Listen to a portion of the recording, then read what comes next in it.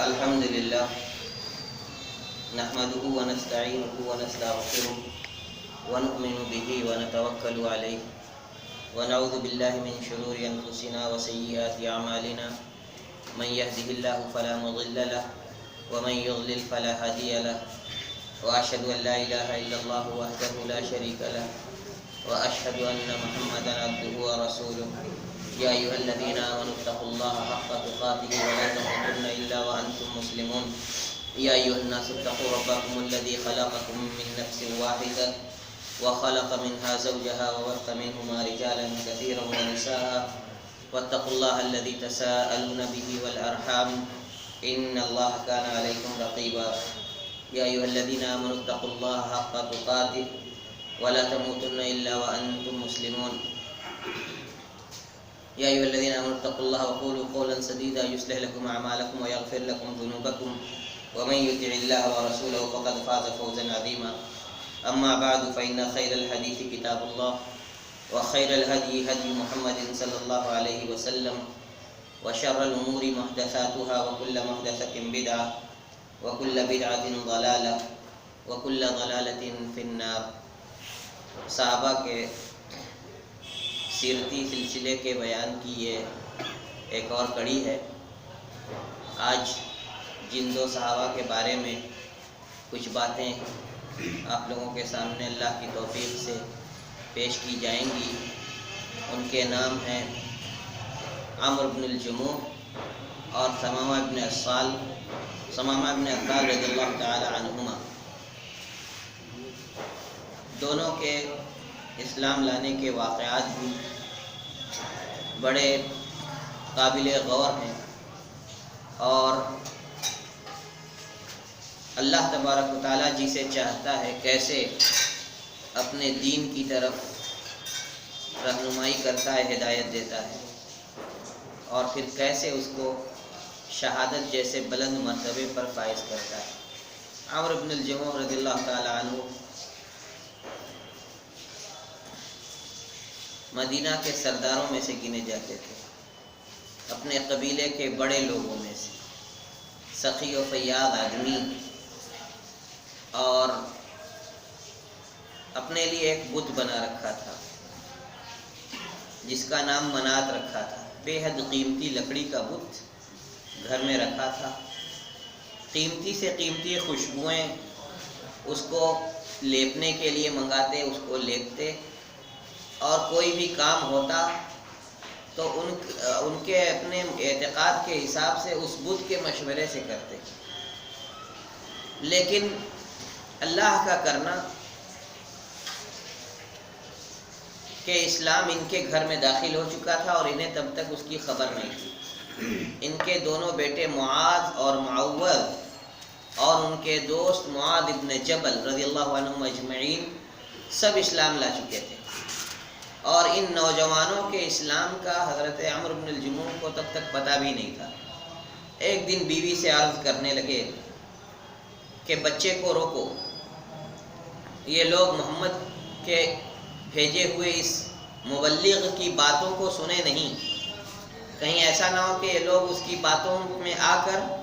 اپنے دین سے پھر جائیں. ان کی اہلیہ نے کہا کہ پہلے آپ معاذ یا معوذ کو بلا کر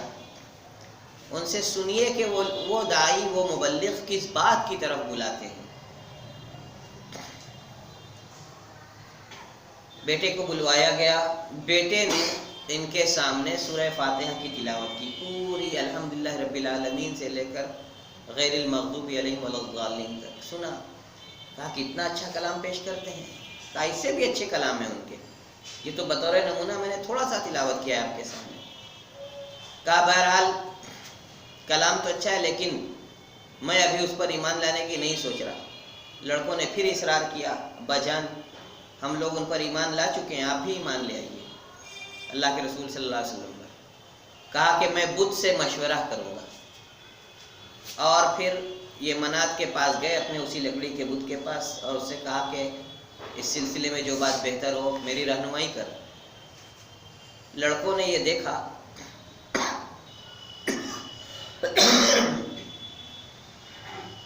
کہ اس لکڑی کے بت کی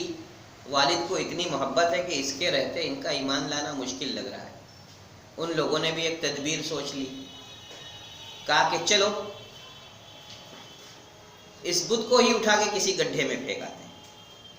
کوڑے کے ڈھیر وغیرہ پر پھینک آتے ہیں، تاکہ نہ یہ بت رہے نہ اس کی محبت والد صاحب کو روکے، اور تاکہ ان کا اسلام لانا آسان ہو سکے۔ انتظار کیا، دوست کو بھی ساتھ لے لیا، معاذ اور معوذ اور معاذ ابن جبل تینوں مل گئے اس کام کے لیے۔ ادھر عمرو بن الجموح سوئے، ادھر بت کو لے جا کر کے بنو سلمہ کے ایک گڈھے میں جہاں وہ لوگ اپنی گندگیاں وغیرہ پھینکتے تھے، وہیں الٹے منہ کے بل اوندھا گرا آئے۔ صبح ہوئی، سب سے پہلے ان کی عادت تھی کہ بت کے پاس جا کر اس کو سلام پیش کرتے، اس کے آگے عبادت کرتے۔ گئے تو بت نہیں پایا، کیا ہوا؟ تلاشتے تلاشتے تلاشتے تلاشتے اس جگہ پہ پہنچے جہاں پہ گندگیاں پھینکی جاتی تھی بنو سلمہ کے اس گڈھے کے پاس، تو دیکھا اوندھے منہ بت پڑا ہے۔ اٹھا کے لائے، پوچھا پاچھا صاف کیا، دھل ڈھال کے درست کر کے پھر جگہ پہ رکھا، اور پھر اچھی سے اچھی خوشبوؤں سے اس کو لیپ لاپ کے خوب معطر کیا۔ دن بھر بیتا، رات ہوئی، لڑکوں نے کہا ابھی نہیں مانے، پھر کیا جائے۔ دوسرے دن لے جا کے پھر اسی گڈھے میں پھینکا ہے۔ عمرو بن الجموح پھر صبح اٹھ کے تلاش رہے، بت نہیں ملا، پھر وہیں گئے تلاشتے ہوئے، پھر پایا منہ کے بل پڑا ہوا، گندگیوں سے لتھڑا ہوا، پھر دھلا دھالا صاف کیا، پھر لے کر کے آئے، پھر گھر میں رکھا، خوشبوئیں لیپیں، اس کو معطر کیا، ان سے معافی مانگی کہ پتہ نہیں کون آپ کے ساتھ اتنا برا کر رہا ہے، بہرحال میں بہت شرمندہ ہوں اس سے۔ اور کئی بار ایسا ہوا، تو ایک آخری بار انہوں نے یہ کیا کہ اپنی تلوار اس کی گردن میں لٹکا دی اور کہا یہ رہی میری تلوار، تو اپنی حفاظت کر، اور اگر اس کے بعد بھی تو یہاں سے کہیں اور لے جا کر کے پھینکا جاتا ہے تو میں تیرے بارے میں سوچنے پر مجبور ہو جاؤں گا کہ تو عبادت کے لائق ہے بھی یا نہیں۔ لڑکوں نے دیکھا کہ صرف بت پھینکنے پر کام نہیں چل رہا، اس بت کے ساتھ کچھ اس سے بھی برا کرو۔ اب کی انہوں نے تلوار گردن سے ہٹائی،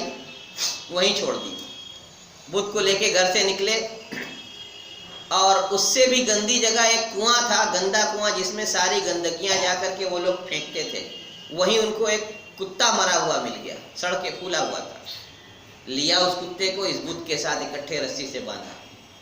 باندھ کر کے اس کنویں میں ڈال دیا، اور کہا کہ اب کی ابا جان انشاءاللہ بت کو واپس نہیں لائیں۔ گئے عمرو بن الجموح تلاشتے ہوئے، اس کنویں میں ایک مرے سڑے ہوئے کتے کے ساتھ بندھا ہوا جب اپنا بت دیکھا تو کہا کہ تو عبادت کے لائق نہیں ہو سکتا، اور کچھ شعر انہوں نے وہاں پر پڑھے کہ اللہ نے مجھے بچا لیا ورنہ میں بھی تیرے عبادت گزاروں میں تھے کہ گمراہ ہو جاتا۔ پھر وہ اسلام لے آئے۔ خلقی عیب کسی کا بیان کرنا، اس کو عیب لگانے کے لیے برا ہے، لنگڑے کو لنگڑا کہنا، اندھے کو اندھا کہنا، کانے کو کانا کہنا، اسلام نے منع کیا ہے، وَلَا تَنَابَزُوا بِالْأَلْقَابِ۔ لیکن اگر کسی شخصیت کی شناخت مقصود ہو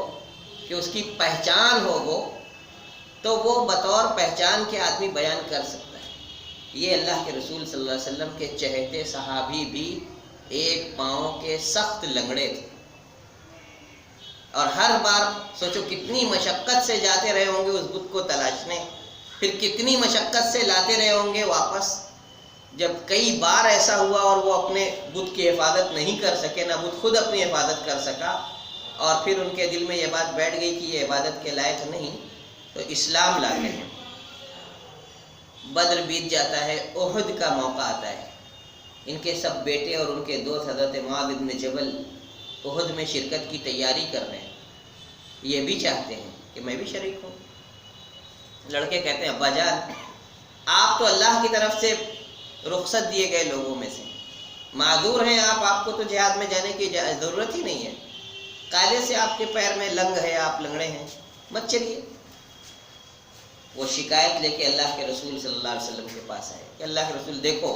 میرے بچوں کو، عبداللہ کو، معاذ کو، معوذ کو مجھے غزوہ احد میں جانے سے روک رہے ہیں۔ اللہ کے رسول صلی اللہ علیہ وسلم نے بھی فرمایا کہ آپ کو اللہ نے رخصت دی ہے، آپ بیٹھے گھر میں، بچے آپ کے جا رہے ہیں جہاد میں شریک ہونے کے لیے، آپ کو اس کا اجر و ثواب ملے گا۔ فرمایا یہی عزم، یہی ارادہ، یہی حوصلہ ہر ایک کے یہاں ہونا چاہیے۔ ان کا عذر دیکھیے، ان کی مجبوری دیکھیے، اس کے باوجود کہتے ہیں اللہ کے رسول میں چاہتا ہوں کہ اپنے انہی لنگڑے پاؤں سے جنت کی زمین روندوں میں اپنے پاؤں تلے، مطلب جنت میں جاؤں، شہادت کا درجہ پاؤں۔ اللہ کے رسول صلی اللہ علیہ وسلم مسکرائے اور ان کو اجازت دی۔ غزوہ احد میں جب مسلمان پلٹ پلٹ کے پیچھے ہٹ رہے تھے، ثابت قدمی سے لڑتے رہے اور اللہ سے دعا کی کہ اللہ تو مجھے شہادت نصیب فرما۔ لڑتے لڑتے شہید ہوئے اور شہادت کا مقام حاصل کیا۔ اللہ کے رسول صلی اللہ علیہ وسلم نے ان کے بارے میں فرمایا کہ عمرو بن الجموح اپنے لنگڑے پاؤں سے جنت کی زمین کو روند رہے ہیں۔ آدمی کا اگر عزم راسخ ہو، حوصلے مضبوط ہوں،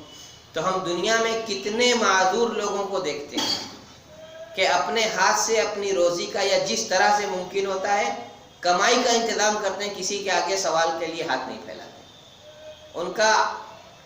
یقین، ان کا عزم اتنا پختہ ہوتا ہے، ان کا عزم شہادت کے لیے اتنا پختہ تھا رضی اللہ تعالیٰ عنہ کہ اللہ نے ان کو شہادت نصیب فرمائی۔ دوسرے صحابی، اس سے پہلے مسیلمہ کذاب کے ساتھ مسلمانوں کی لڑائی کا تذکرہ گزرا، بنو حنیفہ کا۔ یہ بنو حنیفہ کے سرداروں میں سے تھے اور اللہ کے رسول صلی اللہ علیہ وسلم کے حضرت ثمامہ ابن اسال رضی اللہ تعالیٰ عنہ اللہ کے رسول صلی اللہ علیہ وسلم کے سخت دشمنوں میں سے ایک، اور موقع ایسا بھی آیا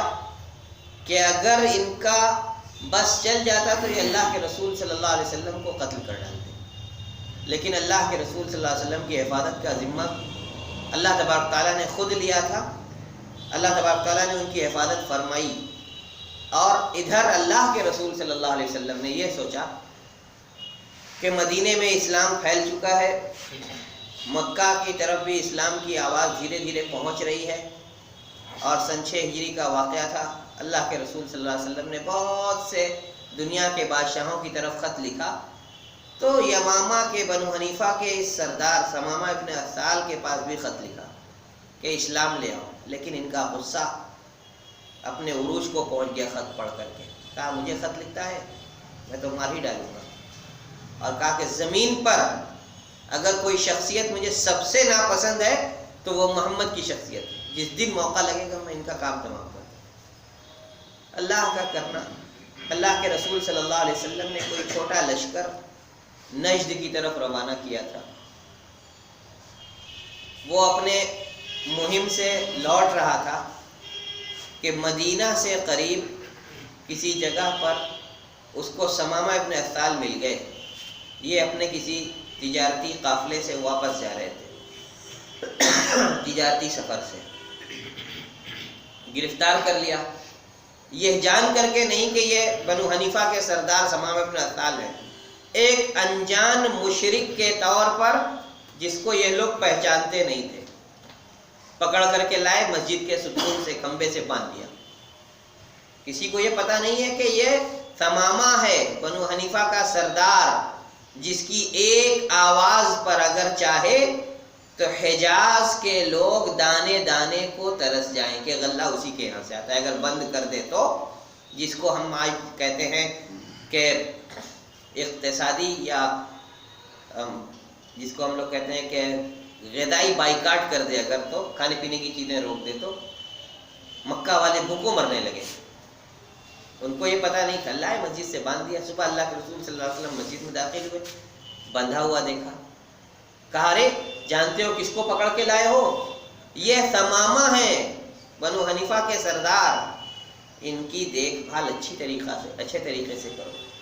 اور ان کی قید کا خوب خیال رکھو، تکلیف نہ ہونے پائے ان کو۔ اونٹنی دہا کر اس کا دودھ بھیجتے، کھانے پینے کی چیزیں بھیجتے، بے حد عزت و تکریم سے رکھا، باندھے رکھا بس۔ صحابہ کرام کو اگر یہ پتا ہوتا کہ 10 صحابہ کو انہوں نے خود قتل کیا تھا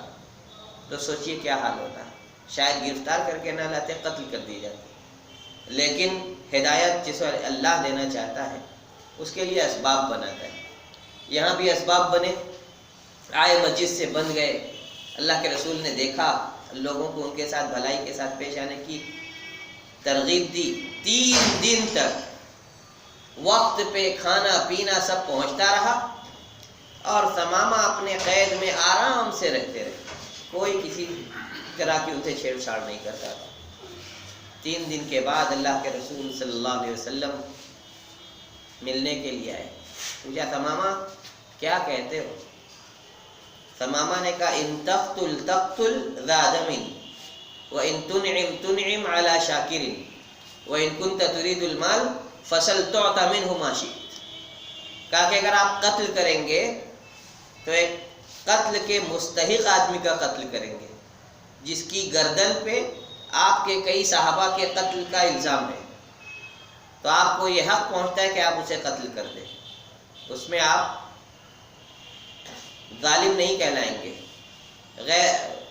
حق کے علاوہ کسی اور بات پہ نہیں مانا جائے گا، آپ کو حق ٹھہرتا ہے قتل کرنے کا۔ لیکن اگر آپ احسان کریں گے، مجھے چھوڑ دیں گے، تو میں احسان فراموش نہیں ہوں، آپ ایک احسان ماننے والے کے ساتھ احسان کریں گے، یعنی میں اس کا بہت اچھا بدلہ دوں گا، مالدار انسان ہوں، قبیلے کا سردار ہوں، میری بات مانی جاتی ہے، میں جو کہوں گا وہ ہوگا۔ بہرحال اللہ کے رسول صلی اللہ علیہ وسلم تیسری بات انہوں نے کہی، وَإِن كُنْتَ تُرِيدُ الْمَالَ، اگر اس مشقت سے مجھے دوچار کرنے کا سبب، مجھے باندھنے کی وجہ مال حاصل کرنا ہو تو آپ پوچھئے، جتنا آپ کہیں گے میں دے دوں گا۔ ایک طرح سے دیکھیے تو یہ اس آدمی کا جواب ہے جس کو اپنی زعامت کا، اپنی سرداری کا غرور ہو۔ اللہ کے رسول صلی اللہ علیہ وسلم ان کو چھوڑ دیتے ہیں، کچھ نہیں کہتے، دوسرے دن آتے ہیں، پھر پوچھتے ہیں ثمامہ کیا کہتے ہو؟ حضرت ثمامہ کا جواب وہی رہتا ہے لیکن ترتیب بدل جاتی ہے۔ پہلے دن اپنے مر جانے کا احساس زیادہ تھا کہ مار ڈالا جاؤں گا، تو کہا تھا کہ مارو گے تو ایسے آدمی کو مارو گے جس کو قتل کیے جانے کا حق پہنچتا ہے کہ اسے مار ڈالا جائے اس کے گناہ کے نتیجے میں۔ لیکن دوسرے دن کا جواب تھا کہ ان تنعم تنعم علی شاکر،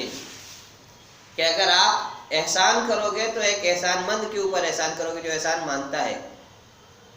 وَإِن تَقْتُلْ تَقْتُلْ ذَا دَمٍ، دوسری بار میں کہا کہ اگر آپ ماریں گے تو ایسے آدمی کا قتل کریں گے جو کہ قتل کا حقدار تھا، جس کے گردن پہ کئی صحابہ کے قتل کا الزام تھا۔ وَإِن كُنْتَ تُرِيدُ الْمَالَ، اور اگر مال چاہتے ہو تو جتنا آپ چاہیں مانگ لے، میں آپ کو دے دیتا ہوں، بس میرا راستہ چھوڑیے۔ باندھ کے رکھنے سے پورا میرا قبیلہ پریشان ہوگا کہ سردار گئے تو گئے کہاں، لہذا میرا جو بھی فیصلہ ہو کر دیجئے، قتل کیا جاؤں گا، قبیلے کو پہنچے گی، بدلہ لینا ان کا ذمہ، میں تو مر کے چلا جاؤں گا، چھوڑ دیں گے تو میں اس احسان کا بدلہ چکاؤں گا، مال مانگیں گے چھوڑتے ہی میں دے دوں گا، میرے لیے تو بہت آسان سی بات ہے۔ تیسرے دن بھی یہی جواب دیتے ہیں کہ اگر احسان کریں گے تو احسان مند پر کریں گے، ماریں گے تو قتل کے مستحق انسان کو قتل کریں گے، اور اگر آپ مال چاہتے تو مال ملے گا۔ اللہ کے رسول صلی اللہ علیہ وسلم کچھ نہیں کہتے، صحابہ کو حکم دیتے ہیں ثمامہ کو چھوڑو۔ ثمامہ کو چھوڑ دیا جاتا ہے، مدینہ کے کنارے تک چلے جاتے ہیں اور اس کے بعد وہیں جا کر کے غسل کرتے ہیں اور پھر واپس اپنے قدم لوٹا کے آتے ہیں اور شہادتین پڑھتے ہیں اور کہتے ہیں اللہ کے رسول آج سے پہلے روئے زمین پر آپ سے زیادہ ناپسند کسی کا چہرہ نہیں تھا میرے یہاں، اور آج کے بعد آپ سے زیادہ پسندیدہ کسی کا چہرہ نہیں ہے، اور اب میں کہتا ہوں کہ مکہ والوں کو میری طرف سے ایک دانہ گیہوں کا نہیں پہنچے گا۔ اقتصادی پابندی لگا دی، مکہ والوں کا حال دھیرے دھیرے خستہ ہونے لگا، اور ان لوگوں نے اللہ کے رسول صلی اللہ علیہ وسلم کے پاس قاصد بھیجا کہ آپ کا ہمارے ساتھ معاہدہ یہ تھا کہ آپ ہمیں کسی طرح کی پریشانی اور تنگی سے نہیں دوچار کریں گے، آپ صلہ رحمی کو نبھائیں گے، یہ آپ کا ہم سے وعدہ تھا، تو آپ خاندانی رشتہ داریوں کے ساتھ صلہ رحمی کیجئے، ثمامہ کو لکھیے کہ وہ اپنے علاقے کا غلہ مکہ والوں کے پاس جیسے بھیجتے تھے بھیجے، اللہ کے رسول نے ثمامہ سے کہا، پھر سے غلہ آنے لگا اور مکہ والے خوشحال ہو گئے، اور ثمامہ کے اسلام لانے کی وجہ سے بنو حنیفہ بہت سے افراد اکثریت کے ساتھ اسلام میں داخل ہوا۔ اللہ کے رسول صلی اللہ علیہ وسلم کے ساتھ یہ رہے، اور اس کے بعد جنگ یمامہ کے موقع پر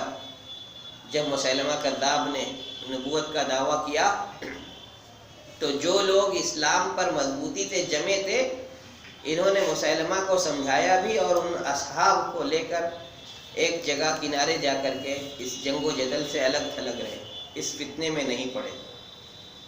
سردار جو ہوتا ہے قوم کا، وہ اس کے لیے ضروری ہے کہ اس کے اندر یہ شرافت کے یہ اوصاف بھی رہے کہ وہ جنگ و جدل سے، فتنوں و فساد سے اپنے کو بچا کے رکھے۔ یہ سارے ایسے نفوذ تھے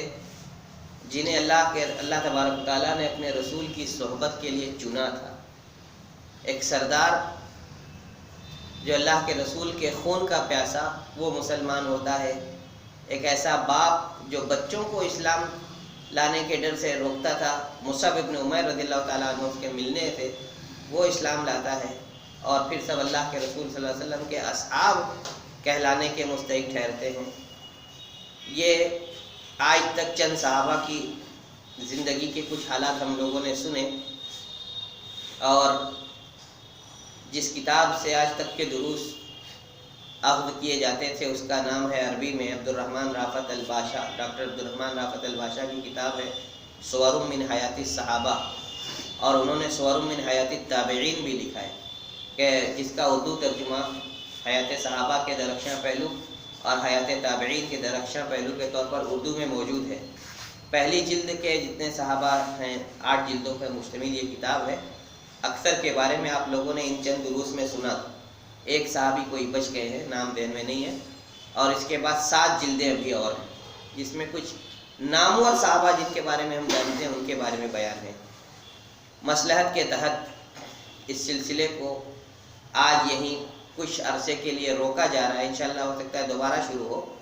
اور امید ہے کہ چند ہفتوں کے وقفے کے بعد ہم اپنے بر صغیر کے سرزمین ہند و پاک کے ان علماء کے بارے میں جانیں جن کی خدمات سے اسلام اس علاقے میں پھیلا، توحید پنپی، اور لوگوں کو اسلام جو صحیح معنوں میں اسلام ہے اس کے بارے میں جانکاری اور معرفت حاصل ہوئی۔ اللہ تبارک تعالیٰ ہمیں اور آپ کو جو کچھ ہم سنیں اس کے مطابق عمل کرنے کی توفیق عطا فرمائے، اپنے اسلاف کی ان سیرتوں اور ان کے کارناموں سے سبق لے کر اپنی زندگی میں نکھار اور سدھار لانے کی توفیق بخشے، ہمیں فتنوں اور مشکلات سے بچائے، اور ہمیں جب تک اس جہان فانی میں زندہ رکھے استقامت کے ساتھ زندہ رکھے، اور ہمارا خاتمہ بھی اخلاص پہ ہو۔ وآخر دعوانا الحمدللہ رب العالمین۔